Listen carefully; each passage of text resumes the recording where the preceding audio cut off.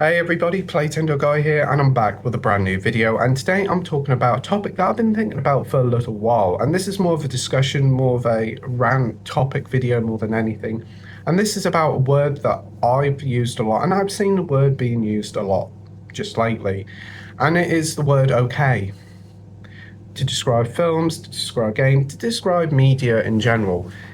It's okay. And I'm just thinking that we are using this word way too much.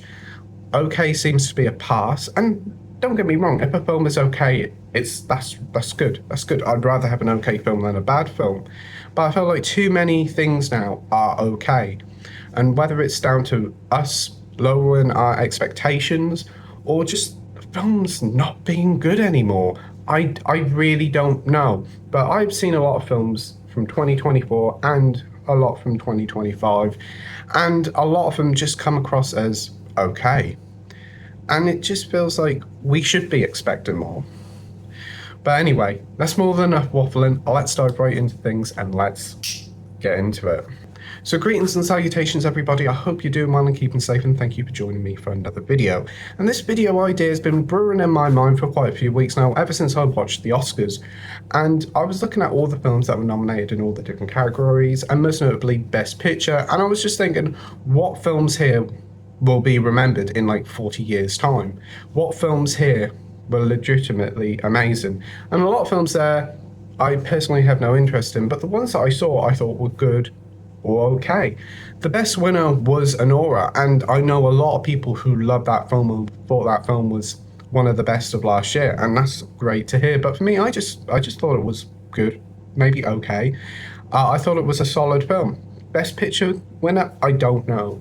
And 2024 might have just been a bit of a dry period for Hollywood. There's been a lot going on. Obviously, you've had the pandemic, you've had the actors and the writers' strike as well, which has caused a lot of damage to film studios. But I was just looking at like 2025's list of films, and I don't know, there's not a lot there to excite me. I can think of about 2 or 3 films that are excite me. Superman, The Ballerina, and Mission Impossible The Final Reckoning. Apart from that, I can't really think of anything that's really entice me and get me excited to watch a film. Most of the films that I've seen this year have just been okay at best.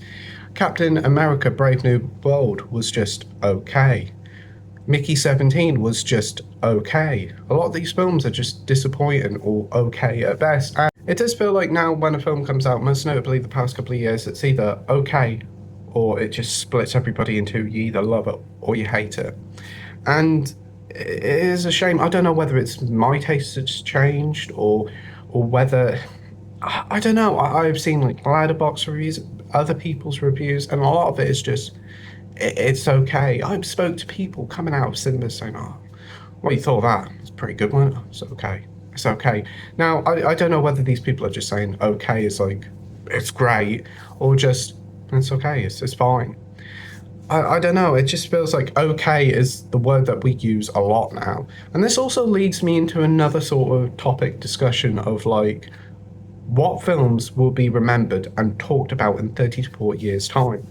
We're always talking about films from the 80s, like stuff like Goonies, Back to the Future, Star Wars. I know obviously Star Wars is still around now, but all these like 80s and 70s IPs, we still talk about. We're like, oh, that was a great film. Oh, that was brilliant. But what films now will we talk about from the 2020s in 30 or 40 years' time? And I know we're only halfway through the decade, but I'm struggling to think of at least 5 titles. I think Barbie and Oppenheimer will be, mainly due to the Oppenheimer hysteria that happened in 2023. I do wonder with Barbie, it may not be remembered for the film itself, but more for the Oppenheimer mania. I think Top Gun Maverick probably is going to be the top one that everybody remembers. That film feels like it's a generational film that will just age like fine wine, that people will constantly watch and adore. I think that is probably the only film really from this generation, from this decade, should I say. Parasite, maybe Parasite, but that's about it. From last year, Maybe the Dune films as well. If they can land the final one, Dune Prophecy, if they can land that, then maybe we could have like a trilogy like Lord of the Rings that is remembered. But you look at the 90s, people remember a lot of the great action films from the 90s, stuff like Matrix, Fight Club. From the 2000s, Lord of the Rings, The Spider-Man, the birth of the MCU, and even in the 2010s, we had a great selection of films. And I do kind of feel like maybe with Endgame, it kind of did mark the end for this sort of like high period, this win streak of films. But it definitely feels like it more so with like what Hollywood are producing at the moment. We are getting legacy sequels to 80s and 90s IPs. Stuff like this is Spinal Tap's getting a sequel. Like, who wants a sequel to Spinal Tap? That film was a lightning in a bottle film that I really don't think a sequel could do anything to it, but I'm willing to see what it does. But I don't have a lot of high expectations. Spaceballs, that's getting a sequel. Beetlejuice 2 had a sequel, and to be honest, that was actually pretty quite good. It felt like an old film, and that's one of the reasons I quite like that a lot. But there's so many legacy sequels going about. It's like, in 30 or 40 years' time, what will be remade now? What new IPs have we got now? As for IPs now, there isn't really many. I think like you've got John Wick, and there's quite a few like kids IPs, like stuff like Despicable Me. But I think like the biggest IP at the moment is the Marvel, the superhero stuff, and even that's kind of just flatlining a bit. Still successful, definitely, but it's nowhere near successful as it once was, and that could just be down to mediocrity. I don't know.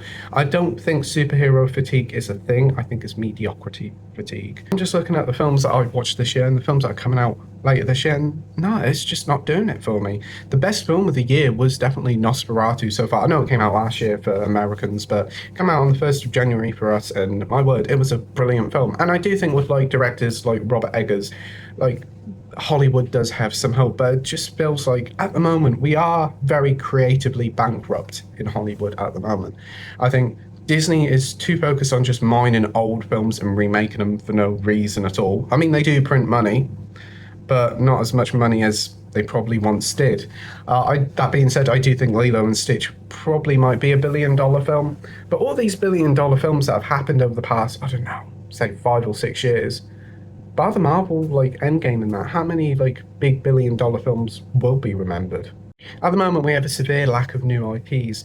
It's not without trying. You definitely know that these movie execs are trying to build a cinematic universe, and this is the biggest thing. You shouldn't be making cinematic universes at once. There has been definitely attempts to try and make a new franchise, a new IP, but unfortunately, it's kind of just flopped. A lot of these studios are going in with the MCU mentality of trying to build a big cinematic universe, and you shouldn't like run before you could walk. It takes baby steps, and I think the biggest success of like an IP is probably the best original IP of the past decade, and that's John Wick. This film started off as a probably going to be a straight to DVD film, and they gave it a chance in cinemas, and it slowly picked up, and each film has constantly got better with both the critics and with the box office. And now we're finally seeing like it being expanded with like we did have the Continental TV show, which wasn't that great, but we've got Ballerina coming up, and there's places where you can take the world of John Wick because there's so many interesting characters, and it's an interesting world with a really good lore. You've got the building blocks here to make your own series, your whole sort of cinematic universe.